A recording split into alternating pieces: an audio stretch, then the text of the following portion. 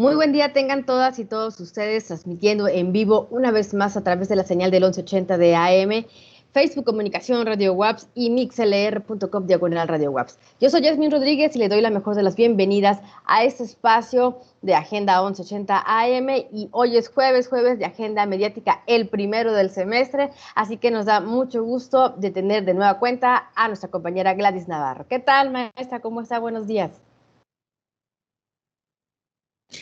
Hola, ¿qué tal, Yasmín? Muy buenos días. Pues con mucho gusto de reiniciar actividades en Radio WAPS en este semestre de pandemia, uno más, pero bueno, eso no nos detiene para seguir publicada yo en redes sociales, compartiendo y analizando, poniendo sobre la mesa algunas reflexiones sobre las noticias, pues eso que nos impactan en el mundo, en México, desde luego en Baja California Sur. Entonces, pues con mucho gusto estar retomando actividades en Radio WAPS, en este espacio que se mantiene y creo que es muy favorable para nuestra comunidad universitaria y desde luego para todos quienes nos hagan favor de vernos y de escucharnos. Claro que sí, para nosotros pues es una fortuna, ¿no? De empezar. Ya hace rato habíamos empezado actividades académicas, administrativas, pero bueno, hoy de vuelta con Agenda 1180 y sobre todo comentar estos pormenores o detalles que pasan en la agenda mediática. ¿Qué nos vas a platicar en esta mañana? Sí, bueno, pues hay un montón de temas sin duda, pero creo que algo de lo que está haciendo mucho ruido, en principio a nivel internacional, pues es el tema de Afganistán, ¿no? Entonces, vinculado a México, bueno, está toda la situación de Afganistán, pues muy lamentable también esta necesidad de tantas personas de estar buscando refugio, y entonces México, en una tradición que tiene de ser un país que le abre las puertas a la comunidad internacional, a las personas que buscan un refugio al sentirse en peligro en sus lugares de origen frente a alguna situación de conflicto, como lo es esta que está atravesando el país al regresar pues las autoridades, ¿no? Entonces, pues México retoma o continúa más bien con esta tradición de ser un país que le abre las puertas, como decía, a la comunidad internacional. Y entonces, una de las noticias, pues que creo que nos da motivo eso, ¿no? Para seguir posicionándonos, me parece, como país en el contexto mundial, ¿no? Es esta noticia de que México recibió a 124 refugiados de Afganistán, la mayoría de ellos periodistas. Llegaron el día de ayer miércoles, llegaron acompañados así de sus familias, y esto lo informó la Secretaría de Relaciones Exteriores. Varios de ellos, como decía, pues periodistas, ¿no? De medios de comunicación. Entonces solicitaron, con motivo de los últimos sucesos en Kabul, en Afganistán, pues eso, ¿no? Que se le pudieran abrir las puertas de nuestro país, y así fue. Se admitieron más bien estas visas humanitarias en México, y entonces se hicieron 20, y esta noticia va a continuar, porque además la Secretaría de Relaciones Exteriores pues ya informó apenas también el día de ayer, y hoy se publica en los medios, que se dará asilo a quienes le soliciten así, ¿no? En medio de este contexto pues complejo para los habitantes de Afganistán. Entonces, que pidan que tengan esta condición humanitaria, bueno, pues así seguirá. México ha sido un país, ¿no? Que se ha reconocido por ello. Hay que recordar pues el tema del exilio español también, también ha refugiado a cubanos. En fin, creo que es algo bueno, es algo importante. Se ubica México así en el contexto internacional. México le abrió las puertas también a refugiados de la Segunda Guerra Mundial. Así es que, pues, esta noticia, como decía, habrá que darle seguimiento, porque seguramente vamos a estar recibiendo a más, ¿no? Y creo que en el contexto quizá de un México cada vez más polarizado por tantos temas, el hecho de que nos unamos abriendo las puertas, ¿no? A personas que así lo desean por significar un riesgo el permanecer en sus países, creo que puede ser un motivo, pues eso, de unidad, ¿no? Y de pensar cada vez más, me parece, de una manera global, ¿no? Y entendiendo que somos ciudadanos del mundo, ¿no? Y sobre todo promoviendo la solidaridad, precisamente como decía en este contexto de tanta división, de polarización que estamos enfrentando por otros temas, ¿no? Sí, sí, sí, y además muy, la más bien es sí es visa, no, bueno, más bien la visa humanitaria que podrán tener, adoptar los afganos es con aproximadamente 180 días, ¿no? Son de 180 días y bueno, les ofrece, ¿no? Un poquito perdón, les ofrece hospedaje, alimentación y servicios médicos, así que bueno, como tú lo comentas, ¿no? Es un motivo pues de gran satisfacción, ¿no? Para México, porque siempre ha estado en estos momentos, ¿no? Cuando alguno de los otros países tiene algún problema, ¿no? Que suceda en su país, bueno, no es la primera vez, ¿no? Y así que aquí está México poniéndose frente en este tema, además de que hay algo en lo cual están ellos también platicando, ¿no? Hay un grupo de chicas afganas, ¿no? Con el tema de robótica, que también es Así bien es. importante en el cual ellas Fueron las van a estar. primeras que llegaron, Sí, así es. mujeres, exactamente. Entonces, eso también engrandece, ¿no? También las ganas de ellas de pues, seguir colaborando y seguir ejerciendo este tipo de actividades. Exactamente, entonces, pues como decía, nos mueve, ¿no? Creo que distintas líneas de reflexión, ¿no? Como esto, el tema de cómo sigue siendo tan difícil, ¿no? Y sobre todo, como que lo sentimos más cerca cuando llegan estas refugiadas, ¿no? Estas adolescentes que son estudiantes, cómo está presente allí, ¿no? La falta de oportunidades para las mujeres, la discriminación, ¿no? Pues eso, ¿no? La violencia contra las mujeres, ¿no? Y sobre todo, pues agudizada en muchas regiones del mundo. Creo que el tema en el discurso, ¿no? En la agenda de los medios de comunicación sobre la violencia contra las mujeres, sobre la discriminación, sobre la falta de equidad, está presente. Pero cuando nos enteramos, ¿no? A partir de las noticias de estos casos en particular, creo que nos viene muy bien como retomarlo e insistir en la necesidad pues de ir acortando también desde luego estas brechas de desigualdad, ¿no? Y por supuesto que en nuestro país, ¿sí? O sea, no tenemos que solo voltear hacia el exterior, es importante porque hay un contexto que está allí, que tenemos que observarlo y que tenemos que ir derribando, ¿no?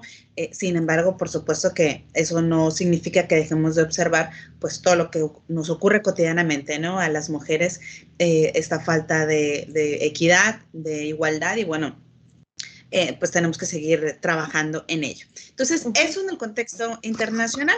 Ahora, en el contexto nacional, pues hay un montón de cosas. Tan solo habría que ver la fecha.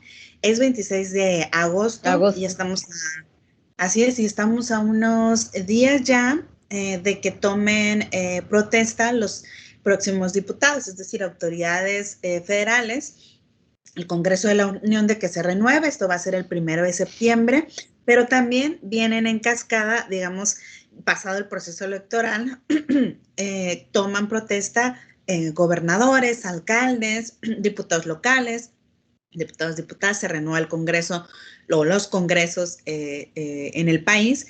Entonces, por ejemplo, en Baja California Sur toca el 10 de septiembre que tome protesta el gobernador electo, ya como gobernador, Víctor Castro Cosío, ¿no? Es decir, ya le quedan unos días, ¿no? Al gobernador actual Carlos Mendoza.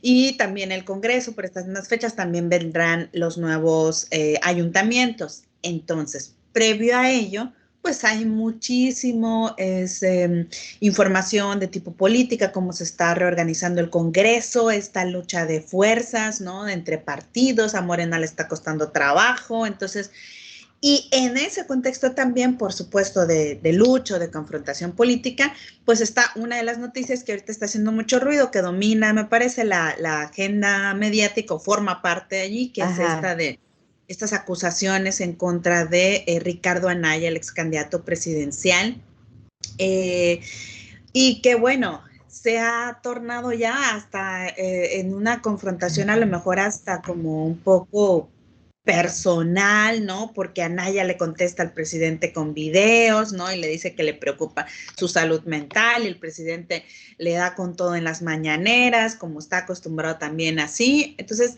¿qué es lo real? Lo real es que la información es que hoy, jueves, tiene que presentarse a rendir una declaración y todo obedece al caso Odebrecht, ¿no? Si leemos, por ejemplo, la nota de Uno TV, ¿no?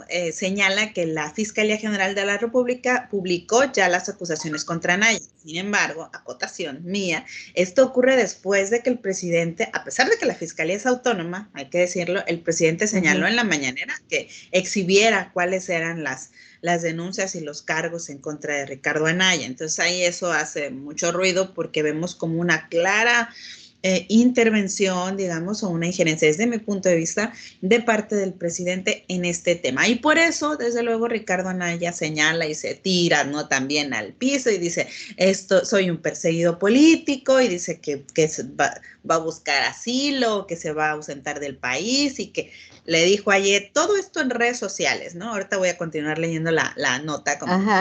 Pero señala que sí va y se presenta, pero siempre y cuando se presenten sus hermanos, porque recuerden también que está un tema de los hermanos del presidente recibiendo dinero. Bueno, entonces, ¿qué es, digamos, lo que sí surgió? Es que la Fiscalía publicó las acusaciones, se basa en dichos de Emilio Lozoya, que está acusado por el caso Odebrecht.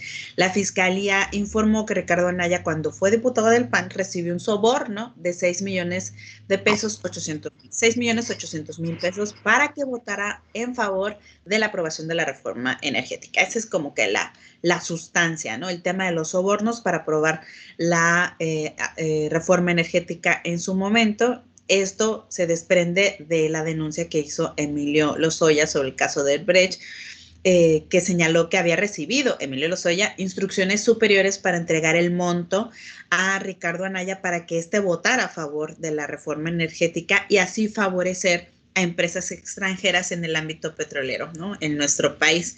Entonces, en la versión que hizo pública la Fiscalía, explicó que Anaya sí votó en favor de la reforma y por ende esto evidencia claramente, dice la Fiscalía, los hechos delictivos, ¿no? Que tuvieron por objeto entregar el patrimonio petrolero de México a empresas extranjeras. Esa es la acusación que está haciendo la Fiscalía.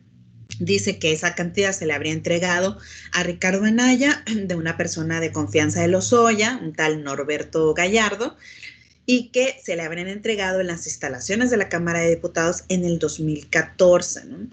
Y que cuenta con la evidencia de que Anaya votó por la reforma, porque en el diario Los Debates de la Cámara, pues ahí quedó constancia de lo mismo, ¿no?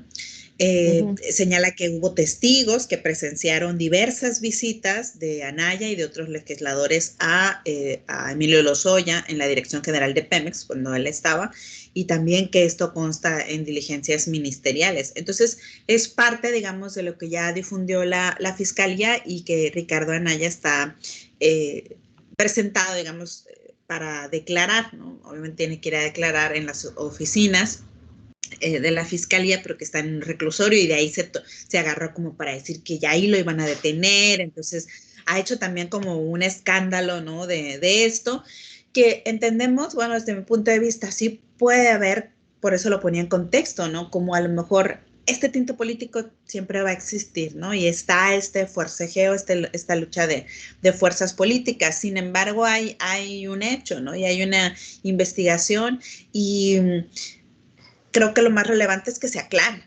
Y para eso, pues sí, se tienen que presentar. Entonces, en teoría, tendría que presentarse a declarar. ¿Qué es lo que ha ocurrido también? Es que le vienen muy bien estas imputaciones directas del propio presidente, claro, y creo que es muy cuestionable. Le vienen bien a Anaya para que se tire, ¿no? Y entonces se haga la víctima y acuse la falta de presunción de inocencia, que eso es real, ¿no? Por eso ahorita yo trataba de decir, ¿no? Presuntamente, esto es lo que se señala.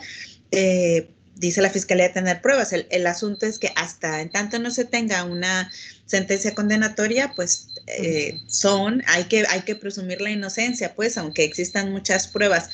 Entonces, creo que forma parte de lo que hemos venido comentando mucho, la importancia de marcar, ¿no?, una clara división de parte de presidencia, del presidente con las instituciones. Y lo cierto es que no lo ha hecho, ¿no? Entonces, no es sano, me parece, para el ejercicio de nuestra democracia que se estén dando las instrucciones desde la mañanera, que se ejerce el poder desde las mañaneras y se dé una instrucción casi a la Fiscalía General de la República para que informara, ¿no?, al respecto de estas denuncias, y entonces da como estos elementos, decía, a Ricardo Anaya para poder victimizarse y entonces señalar que se va a ir, ¿no?, y estar acusando ya directamente. Y además nos desviamos quizá de muchos otros temas también relevantes, como esta misma transición que se está dando, ¿no? Entonces, es relevante sin duda que se esclarezca, porque estamos hablando de que serían recursos públicos, ¿no?, que se estarían entregando para aprobar un proyecto que perjudicó desde luego, ¿no?, entonces a nuestro país. Así es que se tiene que aclarar, como todo lo demás que surja y todas las investigaciones que esté realizando la Fiscalía para revisar, a propósito, los hechos del pasado, porque en este paréntesis que tuvimos de la agenda, bueno, pues vino la consulta, ¿no?, para ver el tema de los expresidentes, si se juzga o no, aunque no quedó así planteada la pregunta quedó planteada así súper compleja, súper larga, y decía, ¿no?, ¿estás a favor o en contra de que se revise la actuación de autoridades que cometieron los hechos del pasado? Y bueno, entonces es relevante, pero creo que esta injerencia de parte del presidente de manera constante, pues viene y empaña el trabajo de las instituciones. ¿Cómo ves? Me ando ahogando.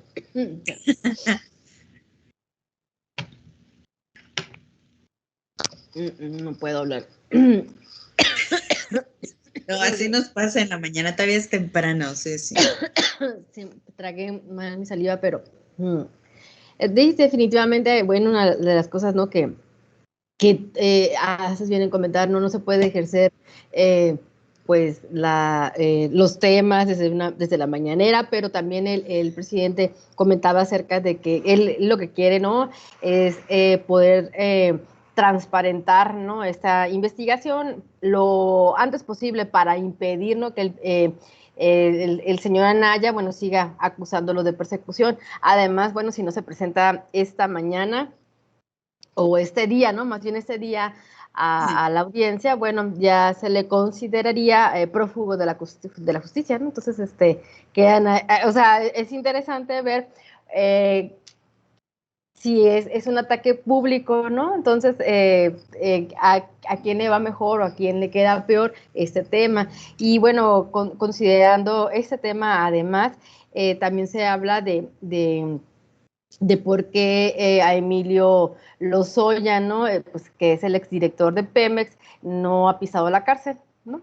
Y pues fue el primerito, ¿no? Además de que estamos hablando de que si a él no le pasó eso, bueno, porque se le sigue también directamente a Ricardo Anaya, así que quedan aquí estos detalles, pues, ¿no? Esta parte del público, ¿no? Es parte del, podríamos decir también, del show mediático. Uno responde a través de Twitter o es youtuber. Bueno, ya ves toda la campaña que ha traído Ricardo Anaya desde que perdió las elecciones, ¿no? También cuál ha sido, pues, su estrategia, mostrarse más humano en redes sociales, hacer lo que no hacía. Entonces, considerándose de esa forma, bueno, él tiene esa campaña o esa estrategia, ¿no?, para seguirle, pero bueno, aquí en la acusación veremos qué sucede en este día, ¿no? Te digo, si no va, es prófugo de la justicia, y si va, bueno, vamos a ver a qué se le va a imputar, qué se le va a decir. Hay un miedo, ¿no?, obviamente, detrás de todo esto, pero...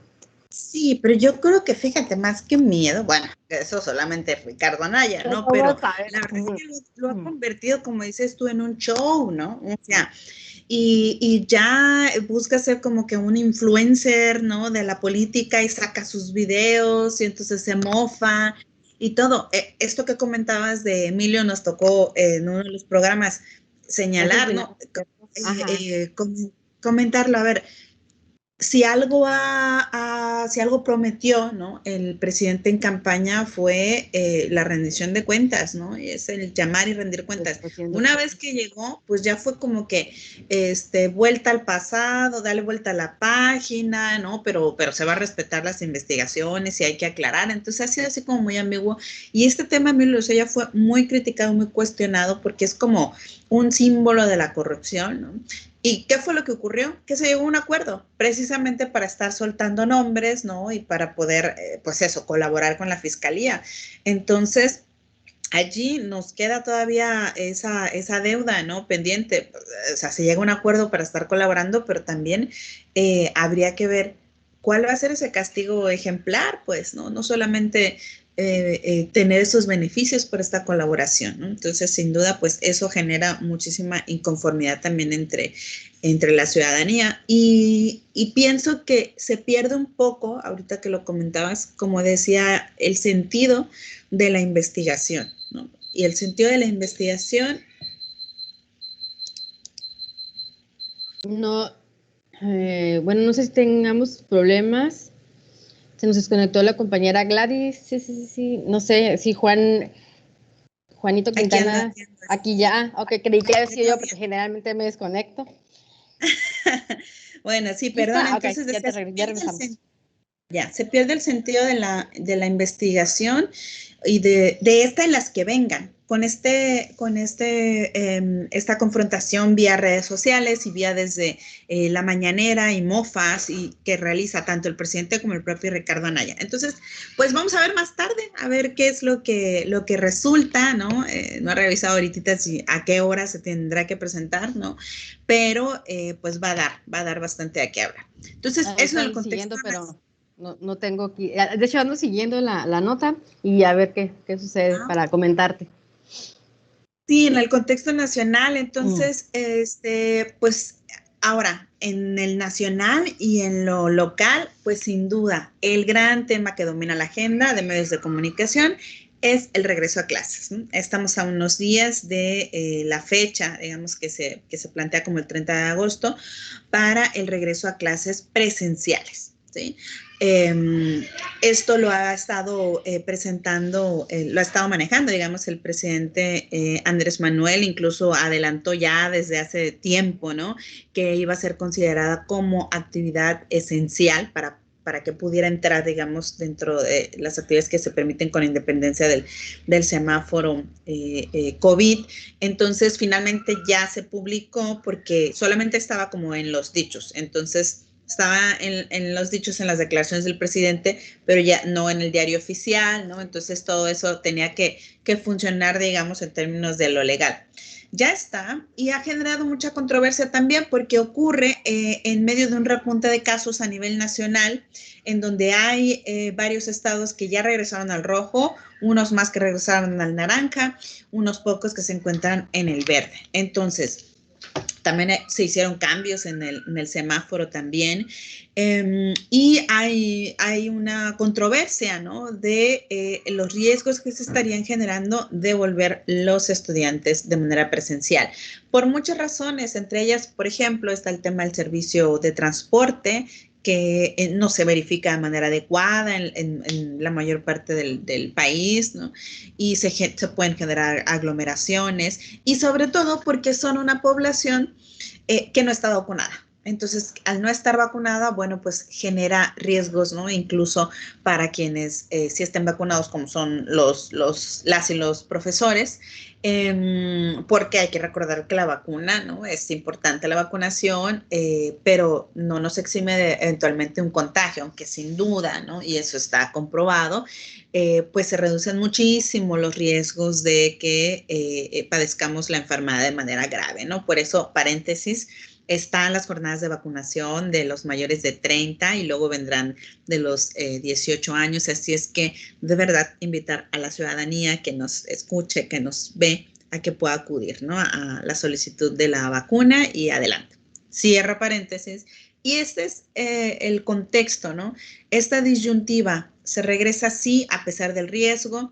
Hay quienes señalan que no, muchos padres de familia que se encuentran temerosos, y yo aquí invitaría a comprendernos a todos y a todas, ¿no? Quienes estemos temerosos, quienes estemos con el valor, ¿no? Con las ganas, con la intención y con la responsabilidad de querer regresar, quienes estemos en duda, ¿no? Quienes tengan incertidumbre, en fin, pasa de todo, ¿no? Y es la pandemia, así nos ha tocado, entonces cada quien la vive de una manera diferente, la enfrenta de manera diferente. Nos gustaría que la mayor parte de la población la enfrentara de manera responsable, ¿no? O mucho más responsable también. Sin embargo, entendemos que tenemos que seguir en nuestra vida, ¿no? A pesar de las condiciones complejas a las cuales nos enfrentamos en el día a día. Y una de ellas, pues por supuesto, ¿no? Es la posibilidad o el riesgo de contagio.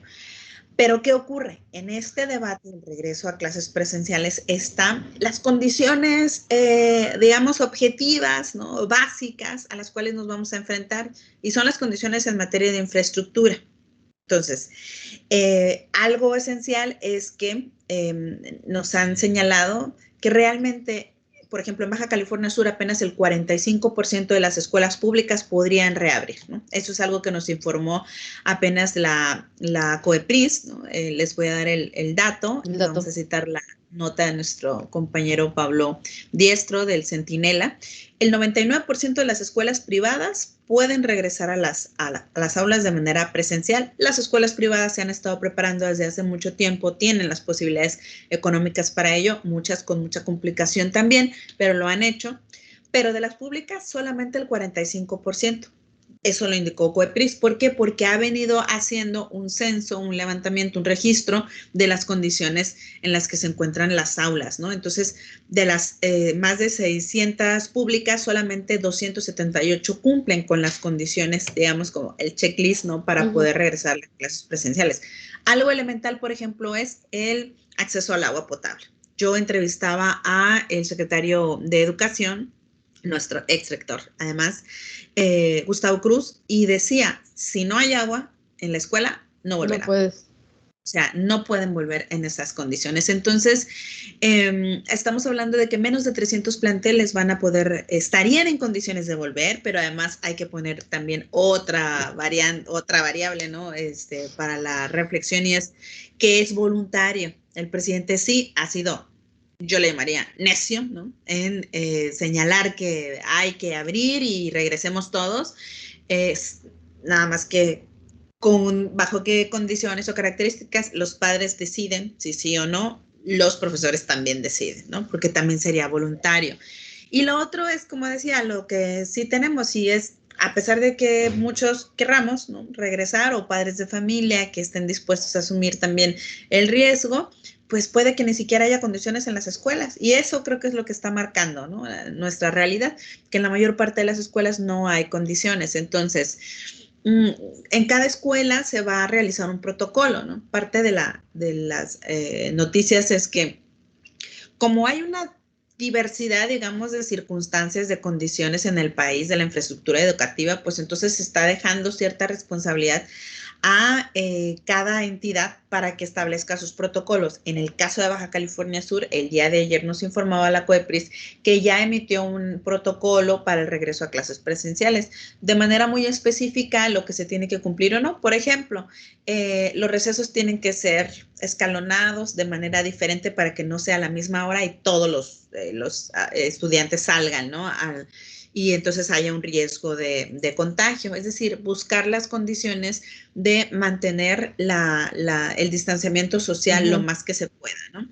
Los protocolos de inicio, de toma de temperatura, del gel, ¿no? De las cuestiones básicas de higiene, pero también un cierto tiempo de horas clase, 50 minutos, y después cambiar, desinfectar, descanso, en fin. En la página de coronavirusbcs.gov.mx pueden consultar el protocolo, pero forma parte de lo que se tiene que realizar para tratar de volver, ¿no? Entonces, ¿qué es lo que está ocurriendo? ¿Qué nos presentan los medios de comunicación? La gran disyuntiva en la que nos enfrentamos, a la que nos enfrentamos como sociedad.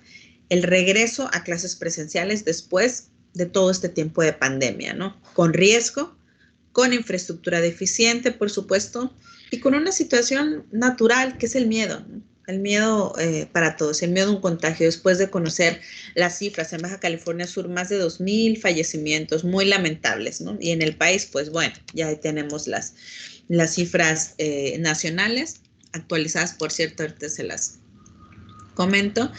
En Baja California Sur tenemos 2,300 defunciones, tenemos 1,043 casos activos y en México tenemos, ya alcanzamos las 255,593 defunciones. ¿Sí?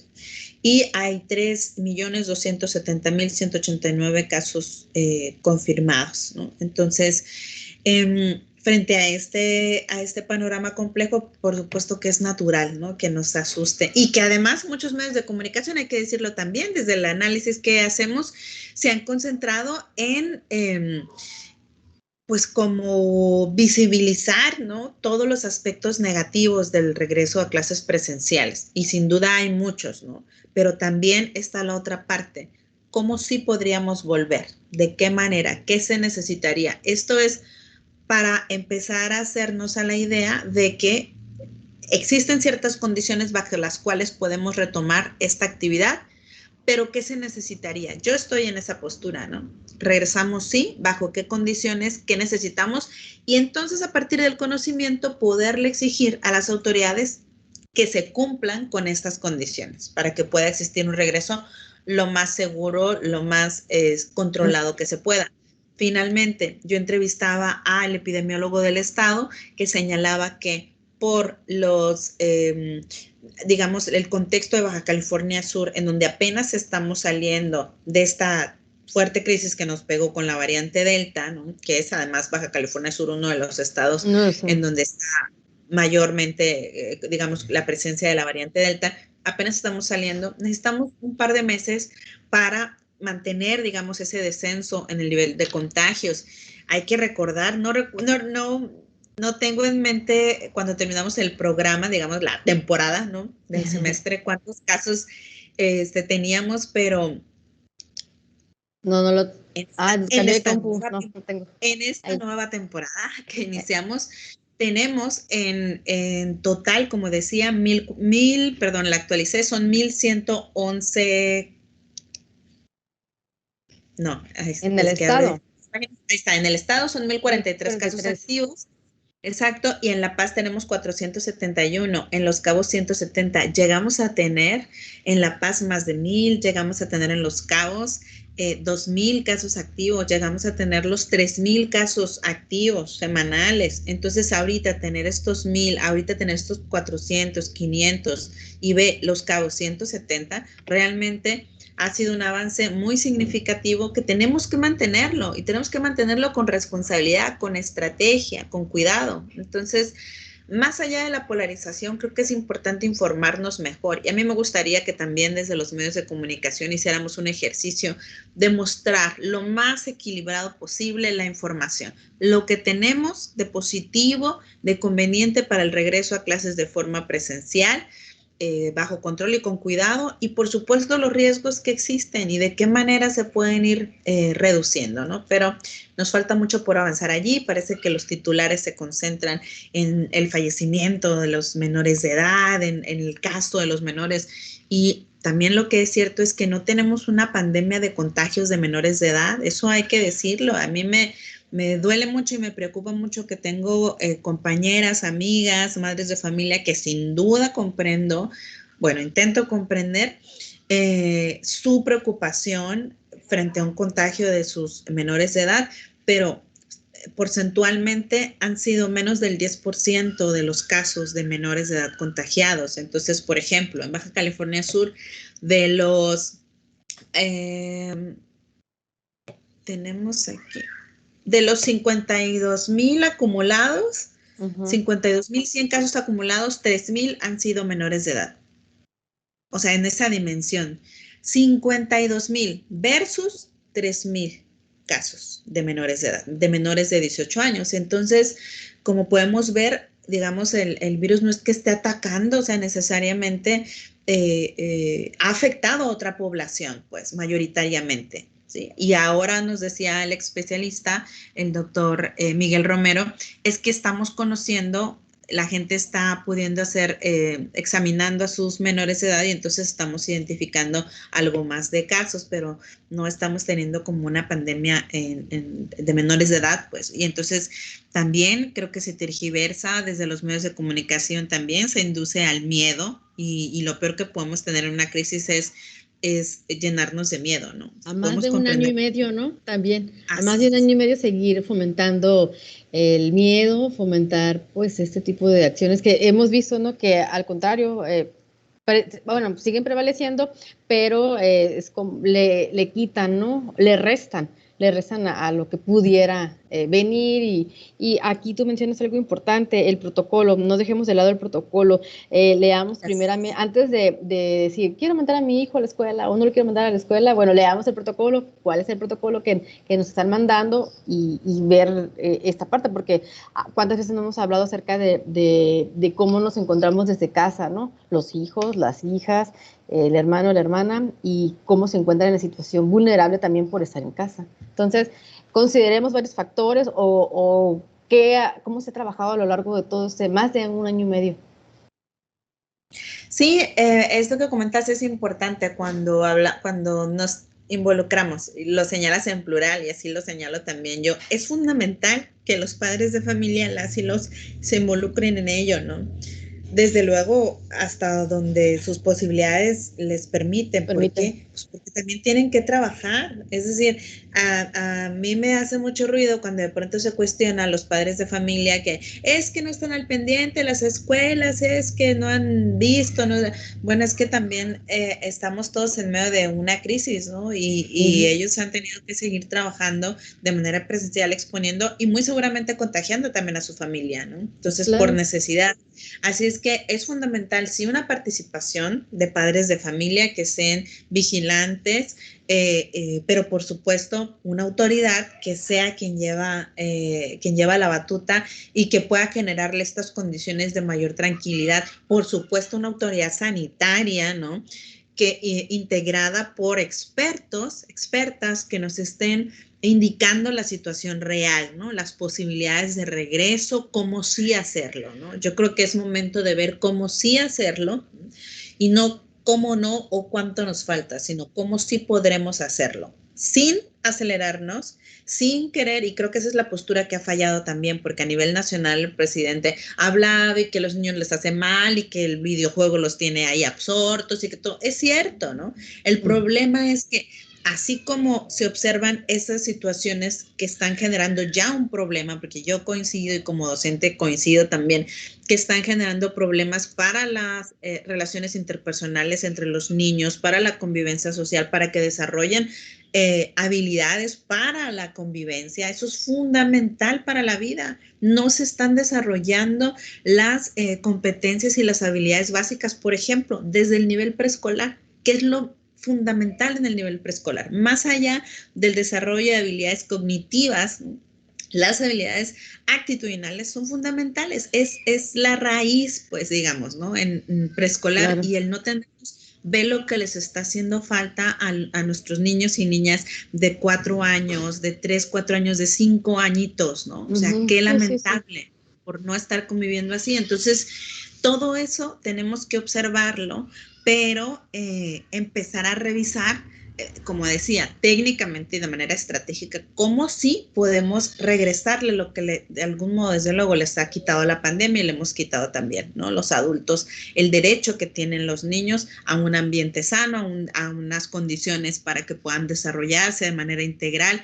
Entonces, hacerlo, pero hacerlo desde una mirada muy responsable, no solamente ya, que regresen todos, vámonos, ¿no? A las aulas. No se No, pues puede, no se obviamente puede. no se puede. Eso es lo principal. No se puede por las circunstancias que ya se han abordado, ¿no?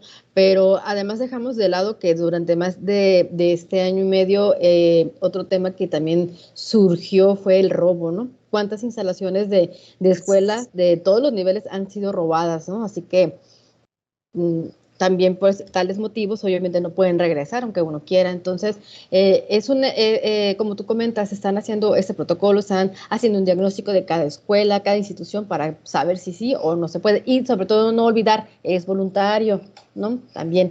Por lo pronto, ¿qué es lo que tenemos en Baja California Sur? Las autoridades habían estado, la verdad, muy ambiguas, ¿no? En si sí iban a volver y no, ya finalmente dijeron que sí, pero van a tomarse 2 semanas como una especie de diagnóstico, o sea, a partir del 30 va a ser como todavía en línea y se va a hacer un diagnóstico de las escuelas, otro más, yo diría, ¿no? O sea, tienen meses revisando y revisando las escuelas.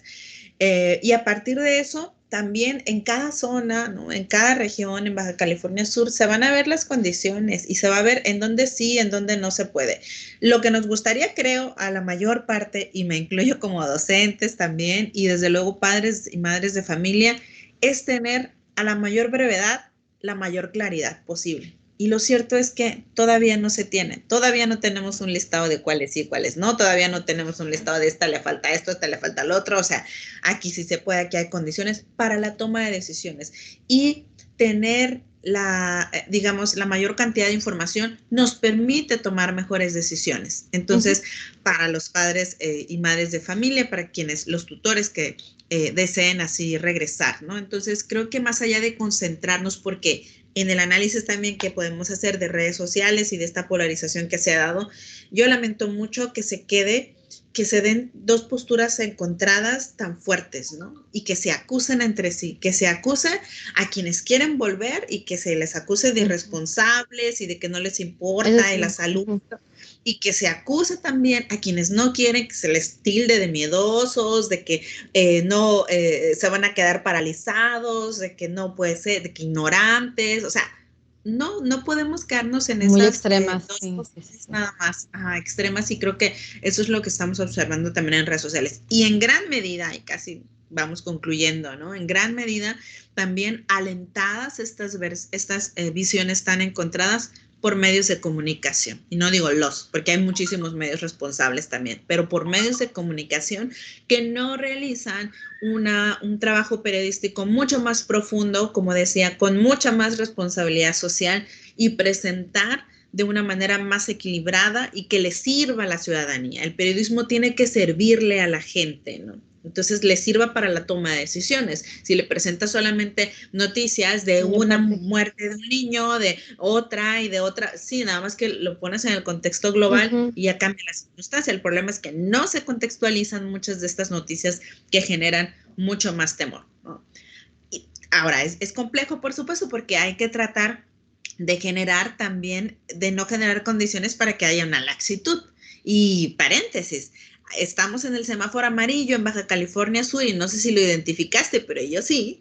El fin de semana vimos fiestas, gente, grupos de amigos en los yates, playas que siguen, donde no respetan la sana distancia, convivencias en restaurantes de 6, de 7 personas.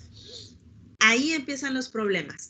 Entiendo que todos queremos salir, que todos queremos retomar cierta vida social, pero con 6, 7 personas reunidas en un restaurante, con una convivencia de 20 personas en una casa, con una convivencia de 15 personas en un yate, ¿esa será la mejor manera? Yo lo pondría en duda, pero lo dejo sobre la mesa para reflexionar. Es lo que decimos, ¿de qué manera podemos sí hacer las cosas, ¿no?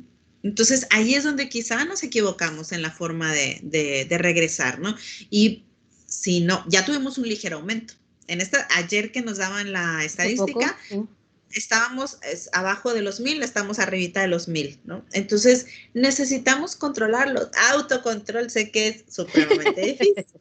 Oye, pero aquí va en julio fue donde estuvimos al alta, ¿no? Y han estado considerablemente bajando, pero a nivel nacional los casos están al tope. ¿Qué pasa? Peor, que recuerdas este enfoque, pero ¿qué es lo que ocurrió? Que Baja California Sur fue la primera entidad junto con Quintana Roo que empezó la crisis por la variante Delta. Llegó aquí y hizo un relajo, ¿no? O sea, la variante Delta fue la responsable de ese aumento de casos exponencial.